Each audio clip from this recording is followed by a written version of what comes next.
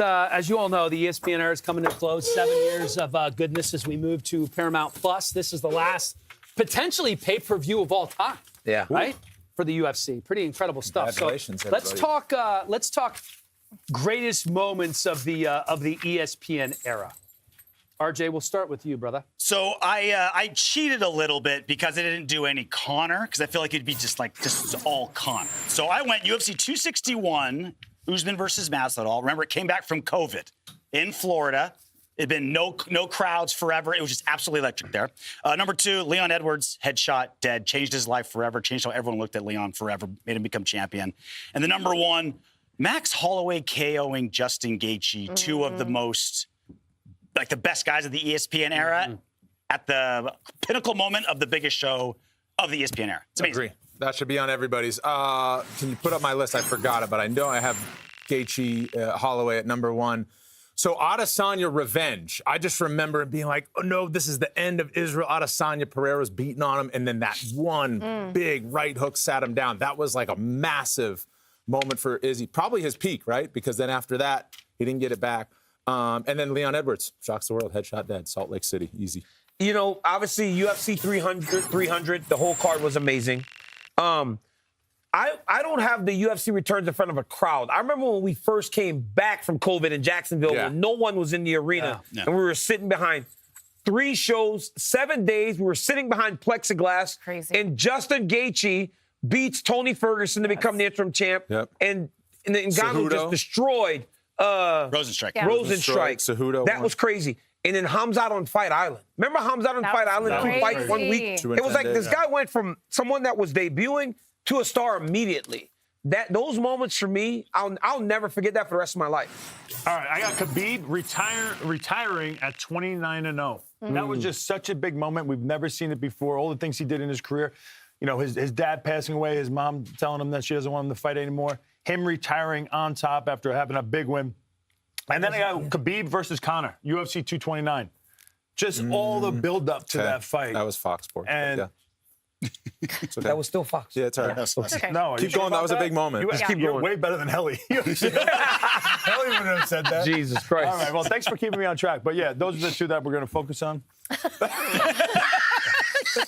Sometimes you forget how to do television. I got the Izzy Alex thing, but the whole rivalry in general, right? Yeah. They kind of made each other in terms of Alex jumping the line a little bit. You have Khabib. But how Dana White navigated the whole comeback during COVID, the first sport back, the fact that it jumped by 60% in terms of viewership and popularity. Yeah, it was awesome. And there are so many kids, college kids, teenagers, who weren't UFC fans who became UFC fans because that's what was on. We were on, yeah.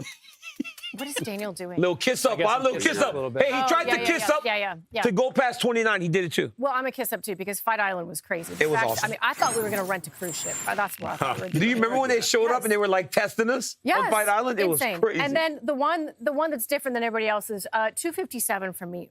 Dustin Poirier knocking out Conor McGregor was just a sight that we had not seen. To your point, if you'd picked all Conor moments, you could do that too. Be cheating. Yeah. All right, let's talk defining fighter of the last 7 years of this ESPN era. You want to go first? Yep, Lisa? Adesanya. 100%. Adesanya. Adesanya went from just a kickboxing guy that we thought would be good to just a global superstar. Has to be Adesanya. I have a different one. Does everybody else have Izzy? I got a different guy. No, I don't. What's yours, RJ? Justin Gaethje. Justin Gaethje. Yeah. He headlined 8 main events at 12 fights, even without being champion. He was still headlining all those fights. Izzy did that in like 2 years. Izzy did 12 pay-per-view main events. But in Justin the exact Gaethje, 7 years. Justin Gaethje has 12 performance bonuses in 12 fights, and he was just every second of every fight was amazing. And he had this everyman part of him that he's so superhuman, but he just seems like an everyman dude. It just seems like it fit ESPN perfectly. All action and regular guy. I love Gaethje. Mine was a toss-up between Izzy. I figured people would do Izzy, but for me it's Dustin Poirier because it was everything. 2019, ESPN, the first when you had to buy the pay-per-views through ESPN Plus, by the way, when he fought Max Holloway in Atlanta. He won the interim title. He lost in undisputed title fights. He had rise, he had fall, headlined big events, and his retirement fight. We've never seen anybody retire the way Dustin Poirier did. They gave him a whole pay-per-view for the BMF in his home city on his way out. So I said Dustin Poirier. It's not city. It's Izzy. Lafayette's our city. It's Izzy. Right. Okay, remember UFC 233 got canceled, okay? UFC 234 was the first pay-per-view on ESPN Plus. Izzy got elevated to the against main Anderson. event. That's literally the beginning of his run. It was the beginning of the ESPN run. 12 pay-per-views over 5.5 years, 5 successful title defenses, cover of EA Sport, largest attendance in UFC history, and he gave us Alex Pereira. Would we even have Alex Pereira? He made Alex. He is ESPN. Alex got to Izzy. Adesanya, Real quick. If Izzy was a headliner of a pay-per-view and Poirier was a headliner of a pay-per-view for a title fight, who would sell more pay-per-views? Israel Adesanya. Adesanya.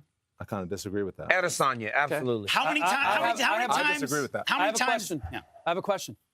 If Khabib was the headliner of a pay-per-view, he would sell more than all of them. And even though he was only in the first 2 to 3 years, of this era, he is the defining fighter of this era because what he means after he finished fighting, because of the guys that he's training, because of his team, because of Dagestan. I cannot believe nobody said this dude, especially DC. Islam Makhachev. He never lost during the whole I understand, bro, but he didn't. Who's Islam Makhachev? But Islam also didn't define. But Islam also didn't define the era. I think now he's starting to.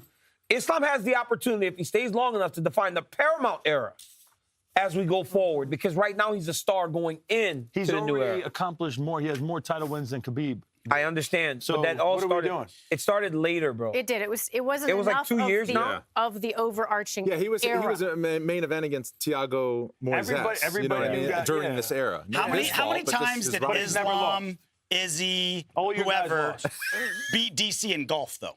Like Gaethje's got like it's like 87 and up. Did you see my video, DC? The guy plays golf twice a day, every day of the year. Let's talk pay-per-views. Top 3 pay-per-views of all time. RJ, we'll start with you. So same thing. I went no Conor only because it would just be all Conor, right? It'd just be million by pay-per-view, like the biggest thing ever. So I'm kind of skipping that. So number 3, kind of personalized a little bit. UFC 34. It was the first UFC I ever attended in 2001.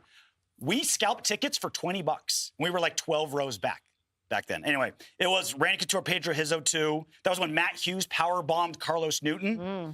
Rigo Rodriguez was on that. BJ Penn was on there. Josh Barnett was on there. The UFC debut of Frank Mir. 9 future champs, right? UFC 34. UFC 129 in Toronto. 55,000 fans. People forget. Jake Shields outboxed George St. Pierre for 2 of those 5 rounds, which is crazy. That was when Mark Hominick almost came back against Jose Aldo. Lyoto Machida crane kicked Randy Couture into retirement. And like the first 4 fights, it was like flying triangle choke, spinning back fist knockout, submission, first round knockout. It was just a bloodbath. And then UFC 100. The UFC, one of their greatest skills is when things don't go well or things fall apart, they put it together. UFC 100 just fell perfectly. Brock Lesnar's at the height of his career. His rival, Frank Mir, is next for the title shot. George St. Pierre, Thiago Alves. People, like, Thiago was a real big threat to GSP at the time, despite how the fight went. And then Michael Bisping and Dan Henderson, they had the Ultimate Fighter. Now Dan Hendo has that crazy knockout. It's now his logo, that follow-up shot. UFC 100 just lined up. The stars aligned perfectly. If Bisping was here, he would give us a lot of crap because UFC 217 was mine when he lost to GSP in the main event at Madison Square Garden. Have we had a night like this? MSG, 3 title fights, all 3 changed hands. Rose Namajunas, Cody Garbrandt, TJ Rivalry, and then George St. Pierre. I think they were all dogs. That was a good one. Amazing. Yeah. All, that was a good one. And new.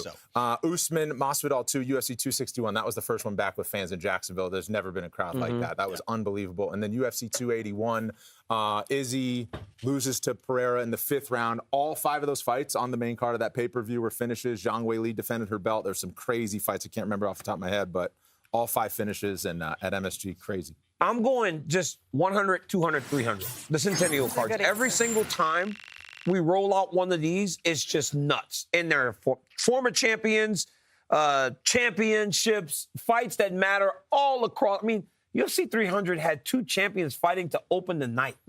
It just grew and grew and grew. So, yeah, I'm going 100 for your reasons, 200 because, again, Brock was fighting, Amanda and Misha, I fought Anderson, and then 300. The 3 best, those are 3 best. All right, I'm going UFC 229. That was Khabib and Conor McGregor, Tony Ferguson, Anthony Pettis. That fight was just insane. So that's my first at the one. end, too. What's that? The brawl. Oh, at the the brawl end. at the end. That was probably one of the most memorable things that night. Good UFC 205, even though that was me getting knocked out by Yoel Romero on that card, but it was the first fight ever in the state of New York at Madison Square Garden, headlined by Conor McGregor, Eddie Alvarez. You had Stephen Wonderboy Thompson. You had 3 title fights. That's a good pick. Stephen Wonderboy Thompson. I almost picked Woodley, that one, but I saw you on there, so I didn't want to do it. You didn't see. But I picked the broken leg one. Jacksonville? Yeah, I know. That was, yeah, I noticed it. I didn't say anything, but I noticed it. Yeah, right. And then my third is UFC 100. Yeah. Brock Lesnar, Dan Henderson, Michael Bisping. Who else was on there? You said them. Some huge names. GSP Thiago Alves. Yeah, GSP. Amazing. Unbelievable. Laura? Going last really sucks because you guys took all the really great points. But I had UFC 300 as my third, UFC 229, Conor versus Khabib as my second. I loved UFC 200. Not just because of what it ended up being, but the mess leading into it. The cancellations. Conor's on the card, Conor's not on the card. Conor's retiring. Me versus John Jones. You versus John Jones. John Jones does the John Jones things. And then you're like, I loved all of the drama and the mess leading up to it, and then it just ended up being an incredible card. And then remember, Kane gave Travis Brown the spinning hook kick to the neck. Yes. Travis Brown's is 6'7". Right. He does a spinning hook kick And to the Amanda neck. Nunes gets to say forever she headlined $1 million by pay-per-view. Exactly. No, that was Say she's now a superstar. When you found out that John Jones wasn't fighting on that embedded scene, that you was started awful. Pounding the floor. Oh, yeah. I remember. Oh, that's like a rent-free moment for me. Forgot. Yeah. Some end of the year awards. Yes. All right, we do this every year. You guys ready? Fitzy, thank you. Yeah, you're welcome. That was great. As always. Yeah, thank you guys. Don't go anywhere without a guitar. Thanks, from now on. RJ, have a seat. All right, end of the year awards. Debut fighter. This is somebody who made their debut in the year 2025. Sanko, we start with you. For me, it is Quillen Salkild. He is 3-0, coming off a crazy round 1 head kick, not just over any newbie, over Nasrat Haqparast, a veteran of the game, 2 performance bonuses, and just a phenomenal lip rug on that guy. Phenomenal lip rug. RJ, what do you have? Gautier. Just a sensation. Three knockouts this year. We looked the same with our shirts off. Just and a middleweight, right? Like a lot of these like young up and coming dudes, they're lighter weight guys, tons of lightweights, featherweights. A 185er, that's something special. Exciting. All right, I think all of us would have been saying Malcolm Wellmaker if he didn't lose against Ethan Ewing. And so I'm going Ethan Ewing. Just the way he looked in that fight against who we thought would be the rookie of the year, coming on short notice, big stage, and he looks super impressive. A type of guy you could see running out there for a title. Are you aware of their rivalry between like who's actually blue collar and who's actually like just walks so he's around like the Ethan's like the safety guy, and then Wellmaker's doing the hard work, like laying pipe or whatever. That's according to after that win, he's laying some pipe. I'm telling you, right? That's true. That's true. He's killing it. All right. I got Salkild too. Not just the 3-0 start, but the way in which he started in 19 seconds. I think I took Laura's joke. You can't. She's snorting. Beat you. Crazy. Beat you to it. All right, DC, you're up. Honestly, mine is easy. It might seem like a home thing, but I picked a guy that was 2-0 this year. Dan, on the call, you fought me tooth and nail telling me how the guy wasn't deserving. I thought that he's a phenomenal. I think he's going to be a champion. You told me how terrible Jacoby Smith was. Kobe, come up here. You said to me, Jacoby Smith sucks. You told me Jacoby Smith sucks, and I fall in love with Oklahoma State guys. Don't pick him. Jacoby Smith was 2-0 this year. Jacoby What's the problem with me, man? Jacoby had 2 finishes. Listen, Jacoby, he made up a lie about us mistakenly kissing each other earlier. No, like, he no just way. makes up lies. I think he's trembling right now. When you think of me fighting, you gotta have excitement on the back of your mind. Come on, why Dan. would you crap on my boy? Why do you make things up? And try No, to the make thing it is, you as talk possible shit, as then when you're faced with him, you I'm don't want to here, say man. it. I get in the UFC, I do my thing. Nobody is careful, Jacoby. canceling these fights with Careful, me. he's got a stripe. He's a white belt now, Kobe. Hey, I got an orange belt. I got an orange belt. Hey, Dan. my man, By Dan. the way, Jacoby Smith, my debuting fighter of the year, and I just got Jacoby a fight. Look forward to see him in February. I won't tell you who and where. Are we not no, announcing it? you are not going to know it, but Jacoby's going to be fighting. In February. And you will be excited. Let's go, Kobe. Dan, don't forget. I got you. Don't forget. He's going to win you over, Dan. Thanks, Kobe. Make Good up seeing ya. bullshit. It's Thanks, incredible. Kobe. He's going to win you over at some point, Dan. All right, Sanko, you're up with knockout and sub of the year. All right, knockout fight and sub of the year. Knockout of the year for me is Lerone Murphy elbowing Aaron Pico. into the netherworld. The submission of the year is Merab submitting O'Malley. By the way, it's not a north-south choke, everyone. It was an inverted Ezekiel choke. Can we get that right, please? Fight of the year, Royval versus Van. That to me is an obvious choice. Yeah, here's for me. Hey, submission of the year, Merab got O'Malley with something. They don't even know what to call the submission. Merab goes, I just do this in practice all the time. I don't know what this is. He said, I do it all the time in practice. I don't know what it is. So Merab does the submission on Sean O'Malley, finish him in the rematch. Van versus Royval fight. Dude, Ilia Topuria knocking out Charles Oliveira is the knockout of the night. Because of the stakes and how it mattered. Charles Oliveira is the man. And Ilia put him out in the round. That was my second choice. It was good. All right. Who I got? All right, fight of the year. We got Nazim Sadikov versus Nicholas Mata. If you guys watch this fight, man, I mean, Nazim was getting pounded against the cage. He was covering it up, dealing with it, but came back, ends up knocking him out cold, knocking out Mata. It was a crazy fight. I think that's the fight of the year. Knockout of the year, probably another dark horse. You probably had to be watching. I think it was on the prelims, but Elijah Smith, who was another rookie that we should be talking about, hits him with the Rampage Jackson slam, puts him out cold. It was insane to watch, but I was actually scared that this kid wasn't going to wake up. It was really bad. Just 23 years old. That kid's a star in the making. Submission of the year, I'm going with the I don't know submission. I don't know what it is. That's what Merab says. He just squeezes. Sean O'Malley did everything that he's supposed to be doing, turns to his back, and still is about to go to sleep. Fighter of the year, can it be anybody else other than Merab? No. I'd love to hear someone's case. He's my fighter. Yeah, I'd love to hear a case for someone else. I think it's Merab. I think that 3 in a row, and nobody else has done 3. Now, Pantoja wins this weekend, Merab loses. Pantoja will have done 3. Yeah. Right? But Merab. Merab. He still put it on the line 4 times. Yeah. Like it took you 2 years to do 4 defenses, you 2 years. He did 4 in half that time. Yeah, no, it's crazy. In 200 and 300 days. He's the machine. It's wild.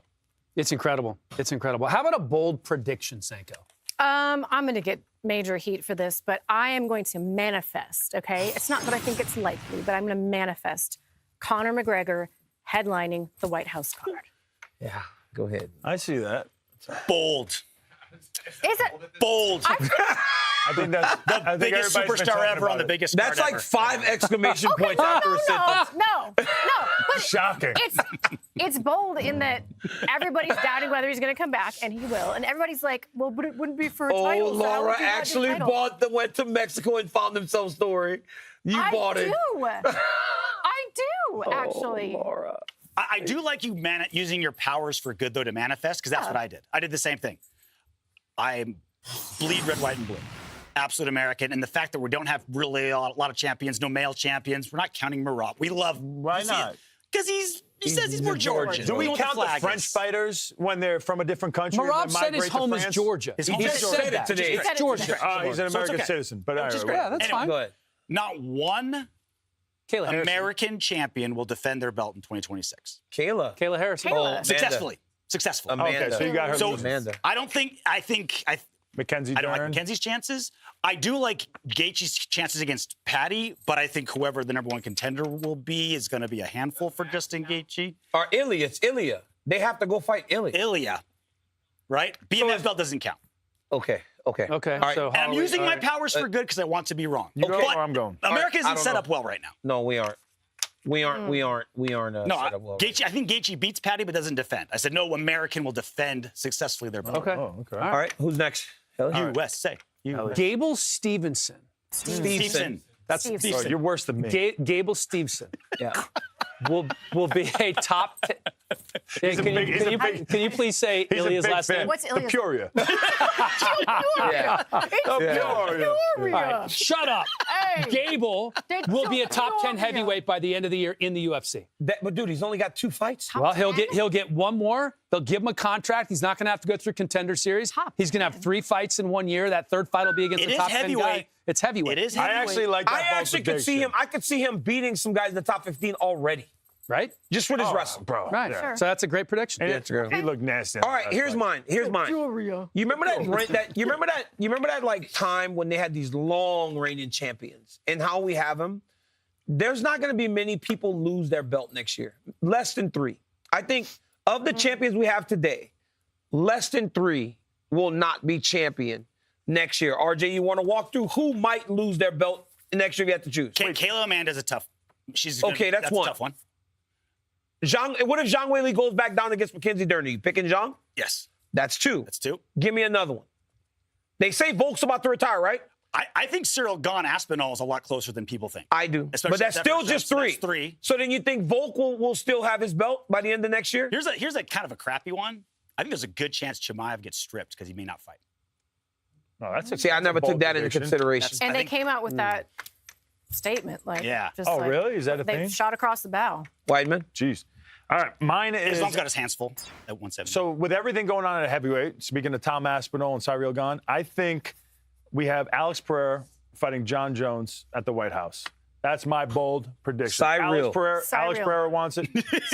Cyril. Bro, my phonetics are on point. Stop coming at me. You guys don't know how to pronounce things. Oh, is that right? I'm trying to teach you. Long Island. Follow the king. Long Island. You don't know how to sit in a chair. You're driving What do your you guys cameraman think? nuts. You're like leaning like this. Nothing's. Am I not comfortable? He's injured. I know you're fighting injured, so I shouldn't give you more shit. So Alex Pereira versus John Jones. I think John Jones would like that. I think Pereira likes it. I think everybody would love it. It's an exciting matchup. It's a hell of a fight. Yeah.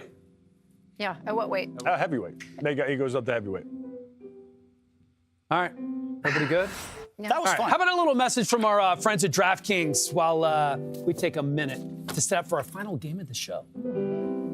From the bow and arrow and billionaire strut to a style-bending dance and T-City executioner, there are tons of ways to walk out to the octagon. And on DraftKings Sportsbook, there are just as many ways to bet on the big fight. Props, spreads, same-game parlays, over-unders, futures, and even live betting during the fight. Not doing a walkout, guys. DraftKings, the best place to bet UFC. New customers bet $5 and get $200 in bonus bets if your bet wins. The crown is yours. Приготовились? 3, 2, 1. Время, пошли. У меня цель, задача забрать пояс.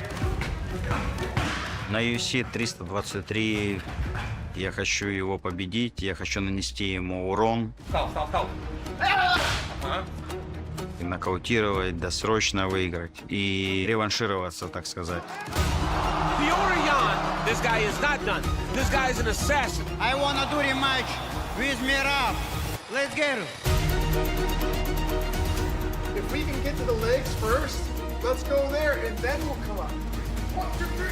I'm defending my UFC belts 4 times in this year because I want to make another record. Merab Dvalishvili is making the hardest thing in the world to do look easy. He's fighting the most dangerous guys every time, and he's dominating them. His pressure, his determination, his volume, his refusal to lose. At UFC 323, I'm going to beat him. 5, when it hits the ground, let's get somewhere. The best guy will win, and I'm the best. What a phenomenal card, and I can't wait for that main event. That title fight is absolutely outstanding. The UFC official morning weigh-in show presented by Stake.us, America's favorite social casino. Sign up today using the code weigh-in, and it is game time. We're back in our favorite room. We're playing a Christmas wrapping present game. We're making sure everybody has 5 bows on the back. Do you have 5, Senko? I don't think so. Senko has 4. You only have 4. I have 0. Helly only has 4. Oh, okay, I need one more. I think we're These things are really difficult to peel off when you have no nails. We got some going to garage sales for our gear. That was actually All right. no. That was David. Like, We got- here's your bow. We got. I think I have 5 now. do it. I can't get it. Okay, wait, I have one on Daniel. All right, I got another one here. All right, I got one more. Yeah, let me see. How many do I have, Senko? the last one. You're good. You have 5. Oh, good. 5. I got 5. Okay, RJ, you need to explain what we're doing. Yeah, Okay. let us know, RJ. So over here, guys, each contestant in a corner. Each corner. Everyone go in one corner. And you have to stay in the boundary. And you're trying to take all 5 ribbons off the back. Once one person has all 5 gone, they're out, game over. Everyone got it? And then we move on to the next game. Chris, how's your arm? I'm good. I'm keeping it in my pocket. Okay. I'm not. So You're plucking. Oh, you can't. You have to You have to grab. pull. Yeah, you have to grab. Each one has to be grabbed individually. Yes. I'm gonna put my hair up again. And we're just You have to walking stay in inside. the circle. Yeah, you're in this. You Square. have to stay. You run around and you're grabbing. Yeah, you just can't go out the circle, then you lose. You're outside make the sense? circle. Is everyone getting it? Hold on, let me Yeah. put my hair up. You're gonna want to snatch my weave off. Everyone knows what's up. Then we move on to the next game. Are Ready? you really? 3, 2, You have to be 1, inside go. the square. Yeah, just inside. Go. You're out, Stay you're inside. out. Stay inside. One's up. You coming at me, bro? There's a couple We falling. got 3 on Laura only. Got Oh, 2. up. There's 2 on Ellie. Take Laura us out. with the push. Take it. Oh, no. Oh, you okay, Laura? Laura's got one left. Laura has one more. but Tango, Ellie's out. She left the circle. Laura's out. Laura's out. I want to watch your back. How many you have left? I don't want to know. take my earrings out. Yeah, probably. Ow! I haven't heard. You're out. No, I'm You not. have nothing on your back. I do. Chris is out. Wait, he just hit mine off. DC wins. He just hit mine off. All right, next game. Well, they're out. They have nothing on their back but me. No, I have it No, on no, my back. it's just one person out, and now there's 3. Oh, and then 3 we're going games. down 3 to games. 2. Yeah, yeah. All right, second game. So I think we can run the. Put the this game. It's the bouncy uppy. The bouncy uppy. Bouncy uppy while grabbing golf balls. Keepy uppy from Bluey. Laura punched me right in the stomach. That was a decent station. It was a nice body shot. Thank you. Wrong side. like, wrong side. I went for oh. the liver. I was wrong side. It was my right hand. I'm out. All right, Senko, take a seat. Later. So what's this next game? Keepy uppy, but you gotta grab golf balls while you do it. Can we get the video example, please? Let's take a look at this. Let's take a gander. Who was the one that ripped my entire ear out? So everyone, you have to keep your one balloon up. Yep. While collecting golf balls as many as you can. Oh, with Whoever has one the hand. least. So you're keeping the balloon up while grabbing this? golf balls. Can Yes. you hit the other person's balloon? Because that's what's going to happen here with these dumbos. When has anyone just followed the rules anyway on this show? That's what we're doing. If your balloon hits the ground, you're automatically out. And then how long are we going for? What's the time limit? Till all the balls are gone. this is my or bucket, until the that's your balloon is bucket? out. Yep. Correct. All right. You can't mess with someone's bucket Okay. or balloon. Okay. 3, 2, 1, go. Oh, Daniel! Daniel's out. Daniel's out. Hell he is. Game's over. Game's over. That was so fast. It was pathetic. Woo! Hard on going your down, knees. Helly. You can't Yeah, I go should have forward. hit it in What the are we air. doing? Forward. I know. With I should one have arm, hit I it in took the you air. out. I should have hit it higher. All right, what's the next tried game? this. Two cards. Last game. We're gonna fight fire with fire. Card. Oh, this So is you're gonna put a card in your mouth. Oh, see, what, this is This not gay? a mouth. 70% gay. Okay. So 50% less than you're used to. right. So we're gonna He's gonna be someone better hold the than me at candle. this. Me and Randy will hold the candles Okay. lit. You two will have a card in your mouth, and you're gonna use it to Fan fan the candle flame out. Fan the Fan the So I have to flame. fan his. You hold this, put that in your mouth. Put that in your mouth. So Like they're trying to get it out. Get the wick right. This wick is weird. Okay, turn this way, guys. Face me. And then Randy over here. Where is one candle? One candle? No. You have a candle. I have a candle. Yes. Whoever yeah. lights it out first. All good. Wait, you gotta let his burn a It's little burning, bit it's more. burning. It's Let it nice, be nice and wicky. Because mine is legit right now. It's 3, 2, 1. Oh, One to one. He sniffed. He sniffed his nose. Sniffed? He sniffed. I heard it. Hater. It went- He sniffed out of his There nose. was a He sniff. sniffed. Replay. can hear Replay it. that. You can hear Wait, it. how do you can hear breathe? it. How You do can you hear breathe? it. Tell me how you breathe. Silent. With something Listen, in your guys, mouth. Are you just not supposed to listen. breathe? Is that part of the Everybody game? quiet. You want me to die? Let's take a Quiet. listen. You want me to die? Quiet. Let's take a listen. Yeah, dude. Here it I'm comes. Here it comes. I feel like this is like a Talgate. This It's is right as my father-in-law would say, it This is is bigger ridiculous. than shit. It's was right close. as it Dude, went I out. heard it. Watch when it goes out. He got disqualified. He's been cheating all year. Yeah, he has. Shut cheating up. all You're the year. He's been biggest cheating all year, You bro. are the biggest cheater I know. So he blew out of his nostril? He blew out of his nostril. You can hear. Was it you? No. I think he made weird noises. Hey. 2, 1. Oh, One he sniffed. He sniffed his nostril. I'm working hard. Dude. I'm inspired by the machine. the decision. Okay, come on, guys. This is. Is this the good arm or bad? That's a good arm. Go crazy when you put it up. And your winner. Mic on. In the final weigh-in show game of the Year of Our Lord 2025. Because we cheat on this show, the All-American! Yeah! But you know what? Go, baby! You know what? Cheater! You can't on the show! You can't win a belt off of DQ. Yeah, that's no, cheating. they said I won. You can't win a belt off of DQ. Do you want me to take any of those? Where's his Do you belt? want me to get aggressive? Hey, grab the alcohol. Let's all drink to your victory, even though you cheated. All right, well, Let's get some Monaco. Let's all Let's get grab some a Monaco. Monaco. We take a look at the best of the best from 2025 on the official. Oh, this is the best. Let's see I it. want to go watch this. What's over here? Is it best of the best, guys? In 3. Drink it! This is the weigh-in show. 2. The most intense 2.5 hours in sports television. 1. Jump that truck! Go!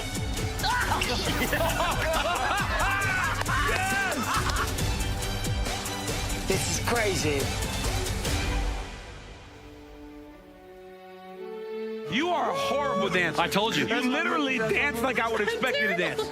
It's like something like this, She doesn't hop. and she spins. Laura's moving, dude. Who's touching me? I can feel you getting away, Laura. I like the way when you throw your jab, you stick your booty out. Hey, he stick his booty out when he jab. Ladies and gentlemen, Laura Sanko. There it is. But I think this is pretty good. Oh, yeah. Who is that? Let's go get there. No.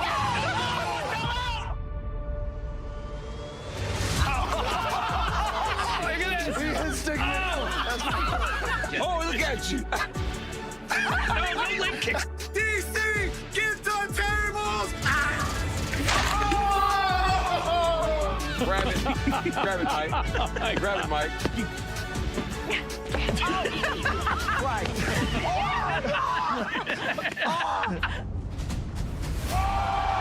I was so excited for Pereira to fight. Do not do that. Look, Do it. I have to wear Take it down. Take it down. nipple covers. What the hell? Are your nipples that big and hard? I mean, you can use some too. No. Yeah, beautiful. Oh, that's really cute, boys. There you go. Get it in your DC. Oh, you like that? Good. Come on. Get the damn thing. Armbar. No, well, you got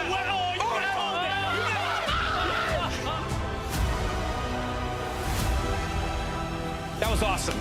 Yeah. Good work, You guys. Yeah. It's a great show, isn't it? It's fun. It's fun. Yeah. Nipple covers. Oh, my God. You know what the craziest thing is about the nipple covers? Nipple covers. It's for like 6 straight months when MMA Junkie or whoever says who the broadcasters are for the weekend, when they would have the weigh-in show, they would show the nipple cover Would they picture. really? So it represented all of us I'm for the half sorry. of the calendar year. I got excited about Pereira. If there's a moment that encapsulates 2025 for the weigh-in show, it is absolutely the nipple cover. I was too excited, man. You were. It was awesome. This show is awesome. Can we I'm telling tell, you, so much can we fun. tell how It's it the happened? best. He's getting dressed. Remember my shirt? Yes, and his shirt. And I told you, I was like, DC, that is obscene. Your nipples how are too hard big. your nipples are. I just love that you had the balls to show everybody. Yeah, well, I mean, because you were if you're gonna keep it wear them, secretive. you If you were just hey, gonna keep it secretive. Hey, let I'm the gonna tell you nipples this. go away. I'm not a tease. I ain't gonna tease you. You gonna see it. I'm gonna show you if it's there. I appreciate that. Yeah, you gotta appreciate somebody that's not gonna tease Yes, you're a real one. you. Yeah, You're a real I one. am. I appreciate You are. that. You I are. really like the beard. I think you got to go with that. Yeah, in 2026. it's really, I like it. it's yeah. really great. Dan, your hair is excellent. we have a new barber. I love Tyler. it. Really good. I love it. Yeah. I thought it was the turkey trip that did it for you. The hair transplants. You guys, we need to go now. Let's be nice to. Can we all say something positive about Dan? For the as end we of the year. close Hey, this let's show? huddle up. For the end Let's of the huddle year. up. Let's huddle Should up. we give him a How about compliment? some Yes, positive everyone- affirmation? everyone go around and I'll go. say- I'll go first. say Someone something go. I nice. can't think of I'll go anything. first. I'll go first. I'm gonna say something nice about DC. Oh, okay. Even though he cheats every single show, I love him dearly. He is the champ of the morning. You're the man, Ellie. Thank you. All right, I'll say this for Dan Helly. Hey, it's hard to do this job, especially with Weidman, I, and Laura, when we're just constantly on you. But your professionalism is good. Because honestly, to go from football, where they aren't fucking around the whole time, to come and deal with us, it's got to be difficult. A plus in my book, brother. You got it. You're one of us, Hellcat. This is your show. This is It really absolutely is. your We show. was our show. Who else are we gonna make fun of if we don't? No, have the you? reality is Like, it we doesn't need work you. without you. It doesn't. Because otherwise we just get in trouble. Fitzy's way too good and way too smart, so we cannot have him on more No, than he'll once make us a look year. stupid. Yeah, You make so us look smart sometimes. Exactly. I'm just teeing you guys I up. gotta say, every time it's not you, not that we don't love the other guests. This is the crew. This has guys. kind of become the This show. is it. And guess what? Thank you. I advocated for you. They did not want you back. I'm sure. That's why I thank you. I advocated for you. Thank you so much for allowing me back, DC. And honestly, you're the man. And you're good at this. Thank And you. Chris, Thank you. honestly, Thank you. I was really mad whenever they put the Family Guy thing. I was messed up. offended. Especially because it's Dominic Cruz that put that thing going. Are you kidding When me? does Dominic ever make a moving the funny needle. joke? Yeah, I know. It's Dom crazy. doesn't make good jokes. I know, that was bad. Yeah. Hey, real quick before Hey, we wait, go. wait. We We have to talk about Laura. Oh, well, Senko. Yeah, seriously. We have to talk about Laura. Senko actually is the show. When Senko's not on the show, it's not the real morning weigh-in show. And you know that 99% of the comments on the YouTube channel are about Senko on the show. Like that's Well, just what you've it is. also been here since the very beginning. And that's one thing. You know, we talked before the show started, and you said, hey, I have a vision board. And it says that we're going to work together, right? And then the morning weigh-in show started, and we've been here ever since, and you just keep getting better. And your career keeps growing. And I'm proud of Honestly, you. my pretend, not so pretend, maybe it's real, maybe it's not rivalry with you, has been one of my favorite things of the last like 5 years. You're the best. So. I love probably the thing I love most get about everyone Laura a is shot. that we could Crew, cross the everybody. line sometimes. And a show like this, you have to be able to cross the line. Yeah. And she is just so chill, handles it so good. Unoffendable. Unoffendable. And that's so important with a crew like this. Yes. Yeah, it's incredible. And the crew in the back, too. And the guys, Zach and Cody and everybody here. What's Cody's RJ is All gonna right. be- What's Cody's last name? Everybody, Mackenzie, Brendan, Everybody. Nikki, Jacoby, Cassandra, everyone in here. Come on. I know. This is all about you. It's beautiful. Come on, Porter. Come on in. Come on, Porter. Everybody get in here, Come Rick. on, Porter. Get in here, Rick. Everyone I'll in. get it. Come on. This is the crew. Zach, get in here. Get in there, Zach. Get over here. Come on. Come on, Get over here. There we go. Guys, this is your morning weigh-in show. Yes. Because it's not just us four. Look at the crew in the back. Guys, it's not just us in front of the camera. All these people make, I mean, the things that they do, they're running, grabbing shit. They're telling us what to do. They're get to coming have up all with this all fun because the of this. brilliant Yeah. games, all the silly shenanigans, all the ways to make you talk about us and make all those silly comments on the YouTube channel. Yeah. Like, Thanks for watching. Yeah. Go ahead. 2025 is in the books. Yeah. Where's That looks good on you. where's Deirdre? She's doing 9 things at once. Literally never has time to do She's this. the straw that stirs the drink. Hey, all the cheating, Cassandra, thank you from the side. Cassandra, you got me. Cassandra should be in here too. Oh, yes! That's how you end the year. Thanks, man. You're the man. I love you. What was that? That's hilarious. Thanks, brother. Yes. Huh? That was fun. It's the old one. It's the music it's is real, doing it but for it's us the right now. opposite. Here's a look at some of the fighters. Oh, no. I mean, there's no way those are real. Favorite Christmas gift they've ever received? I don't know. The best Christmas I received is a video from my kids talk about his daddy and see my kids talk about myself and see what a good job me and my wife did to make my kids happy.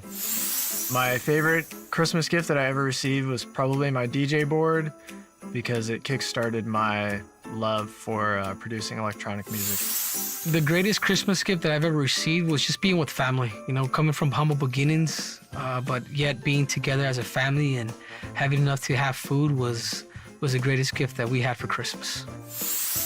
One of my favourite Christmas presents I got from my gran and my grandpa was a small monkey bike. It was red, I can remember it dearly.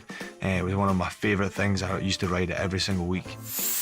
My favorite Christmas gift my parents gave me, to me and my brother was the PlayStation 2. I mean, a long time ago, that was in my childhood, but I remember it was a huge surprise for us, so that make us super happy. Christmas in Georgia, we have family dinners and multiple group of people and with kids. They coming to our house, they are singing very famous song Alilo, and it was my biggest gift. My best Christmas gift was, I'm still waiting for it. Maybe it's gonna be in this year. My favorite Christmas gift that I ever received is a UFC belt.